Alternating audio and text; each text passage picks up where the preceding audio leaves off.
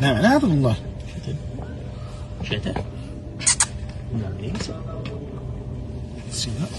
Belə bir limatdır, qovla bura buradan geçəndə çalalaydı ha. Mesela bizə bir test eləyək. Mən abi. Benim ses çıktı. Başı patlaq dəyər o. Ha? Düz deyil. Odama operek şeyler. Sən Allah. Evet. Dəbədək mi ne?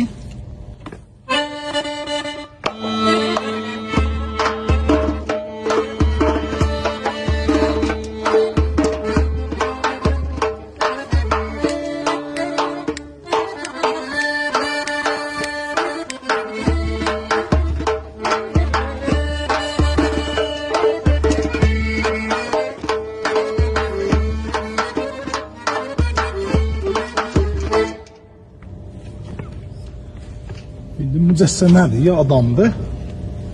Ya nedir bu?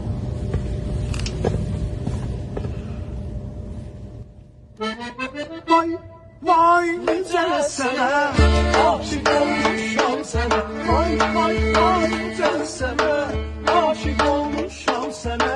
Gel gelin bahçamıza, dəstə gül verin sənə. Gel gelin bahçamıza, dəstə gül verin sənə. Sevim səni mən nədənəcəm, sevim səni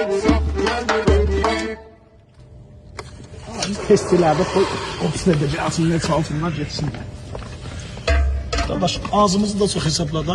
Boyda benim kaldı. Saymısan? Bana bu son boya. Sizə seyir olsun.